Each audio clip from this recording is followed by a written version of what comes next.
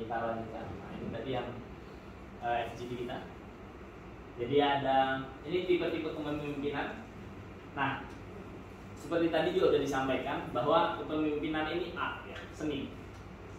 Jadi masing-masing dari kita punya cara kita masing-masing untuk mencapai tujuan. Tidak bisa disamakan tentu karena kemampuan orang masing-masing berbeda, latar belakang kita juga berbeda dari masing-masing orang. Bisa jadi kita masuk di dalam salah satu ini, gitu. Ini pengelompokan yang umum aja, yang umum terjadi. Satu otoriter lah ya, tadi udah tahu. Persuasif, jadi persuasif itu ya ngajak ya, cenderung ngajak.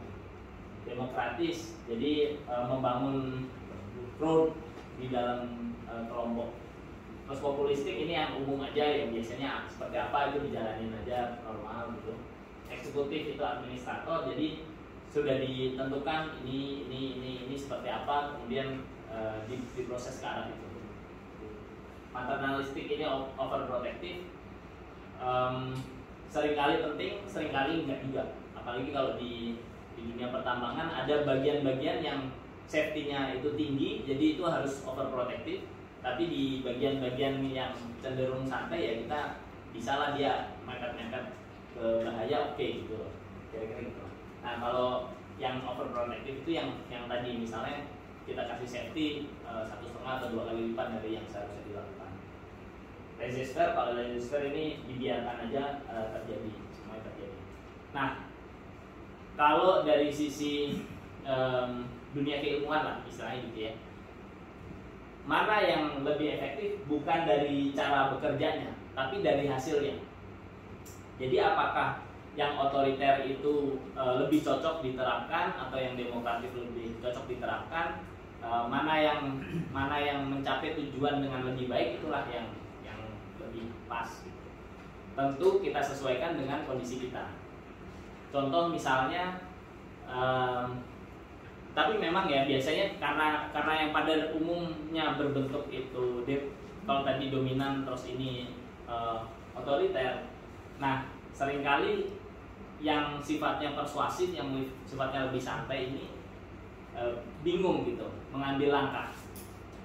Nah tadi nanti ada cara-caranya. Jadi contohnya misalnya gini, kalau otoriter kita mau mempromosikan gampang, ya kita suruh si A milih ini gitu. Nah kalau yang persuasif caranya begini, kita menyampaikan ke bawahan bahwa ini baik. Jadi tidak dengan cara memaksakan diri kita menjadi otoriter juga. Jadi kalau otoriter kan maksa nih. Nah kalau ini nggak memaksa tapi ngasih tahu bahwa ini adalah pilihan yang baik. Nah ini cara-cara langkah yang bisa kita ambil. Misalnya kita itu bukan tipe yang otoriter misalnya gitu. Jadi masing-masing harus ada langkah yang sesuai dengan dirinya masing-masing sehingga bisa tujuan itu tercapai. Ini hal-hal yang perlu kita miliki bersama. Ya, yang utama juga kita harus optimis. Ya, walaupun kita seringkali lihat ya potensi-potensi yang kurang bisa tercapai dengan baik itu apa dan seterusnya. Tapi pada dasarnya kita harus optimis. Integritas, dedikasi tinggi, ulet, dan mengambil resiko. Resiko ini ada, tapi memang perlu diukur. Nah caranya begini, cara mengukur seringkali kita tidak betul-betul bisa melihat jangka panjang ya. Jangka panjang mungkin kita nggak bisa lihat. Terutama untuk kasus-kasus yang misalnya kita tiba-tiba diletakkan di posisi yang sangat tinggi dan kita tidak bisa tidak memiliki pengalaman langsung di posisi itu. Nah caranya secara bertahap kita harus aware. Jadi nggak ada yang katakanlah perusahaan tiba-tiba ambruk, itu nggak ada. Jadi pasti ada gejala tertentu. Oh ini nggak berhasil gitu. Oh ini turun makin turun. Ya udah itu berarti either itu di-cut atau diubah caranya atau sejenis itu. Jadi pola-pola itu bisa kita coba. Nah itu disebut mengambil resiko. Jadi kita bisa ambil resiko tapi harus selalu kita lihat gitu secara bertahap. Kalau memang itu ngarahnya terus menerus ke arah yang salah ya harus diperbaiki. Jangan terus ambil resiko yang berlebihan juga. Ini beberapa masalah yang biasa kita hadapi. Koordinasi itu baik antar pimpinan gitu ya, antar setara maupun terkait dengan program kerja. Terus pengkaderan ini kalau di sini saya lihat mungkin tidak terlalu relevan, tapi penting kita lakukan. Nah, pengkaderan ini juga dalam artian gini, kalau di kita di tempat kerja biasanya bawahan kita perlu tahu apa yang kita lakukan, sehingga suatu saat kita ada kendala, katakanlah urusan keluarga sehingga kita harus meninggalkan, ini pekerjaan bisa diselesaikan oleh anak buah dengan sebaik mungkin gitu. Kemudian ada misalnya rasa hormat, martabat, kebebasan perorangan, kebijakan dan praktik operasional dari sebagian sudah kita bahas.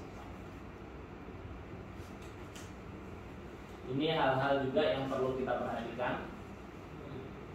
Jadi teladan, terus yang kedua ini penting juga, memberi bawahan peralatan yang mereka butuhkan. Peralatan ini termasuk juga skill. Kita perlu pikirkan anak buah kita ini mungkin atau yang terkait sama vendor juga vendor, apakah hal yang kita minta itu bisa mereka penuhi.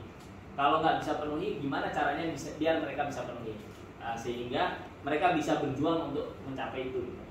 Ini juga perlu kita pikirkan. Jangan sungkan untuk memuji keberhasilan bawahan.